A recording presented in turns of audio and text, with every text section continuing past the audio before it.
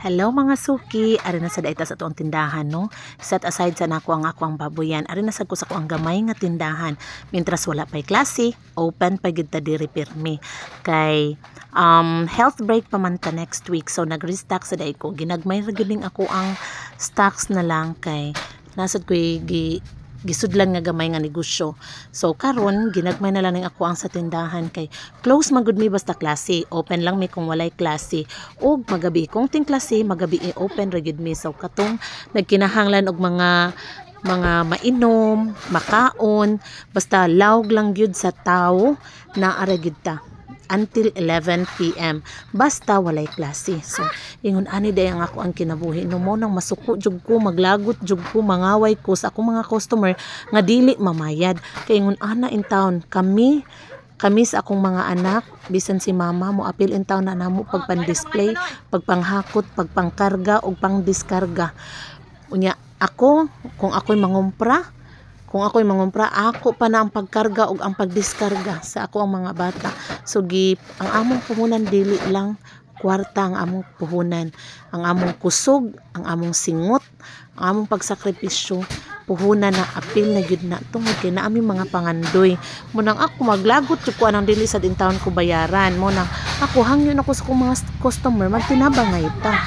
Tabangan ta mo sa panahon nga nagkinahanglan mo niya, tabangi sad ko ninyo, bayari sad ko ninyo. Kung panahon nga na may kwarta, dili kayo inyo ra kung limot-limutan, inyo ra kung paatbang-atbangan. Ari mo na ako mo palit, unya pagkahuman adto na sad mo sa lain, aw ari mo na ako mangutang niya, adto mo palit sa lain, dili na pwede. Kay barato kuno ang pikas, o atos pikas, unya ari na ako mangutang, adili ko ana ang sugot. Agwanta, hunta mo kutob kanus amo makakwarta. Basta ari mo palit kung namoy kwarta, ari sad man ako mangutang. Dili kay utang ray ako ay kabaga sagud ninyo now. No, mutan awa ra gud in taon na kadaghan din anak reflex na ko ang mga anak no nga mao gid in taon nay mangalsa, mao nay mangumpra. Unya dayon, ako sa diri mao nay ako bisag 50 ka kilo nga mga sinako. Ako ra gud in taon ani mag-alsa-alsa. Ako sa akong magnabangay mi sa akong mama og sa ako ang mga anak. Muna ako masuk jud ko mo magtinarong kay kamo in taon tinarong gid amo ang negosyo. Walang halong biro. Wa gid ni illegal bisan pa in taon arion minaan mo. Arion mininiyo ba.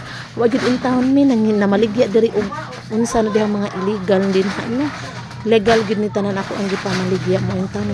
Kung tinarong diha ato ang panginabuhi no dugay kaayo tigumo lang ato ang ginansya, pero bahala na lang kay ako pakanon ng ako mga anak ug gikan sa binuang. So ako kami sa ako ang bana naning kamot jud mi kay para sa among mga anak nga kung unsay among nahatag sa among mga anak gikan jud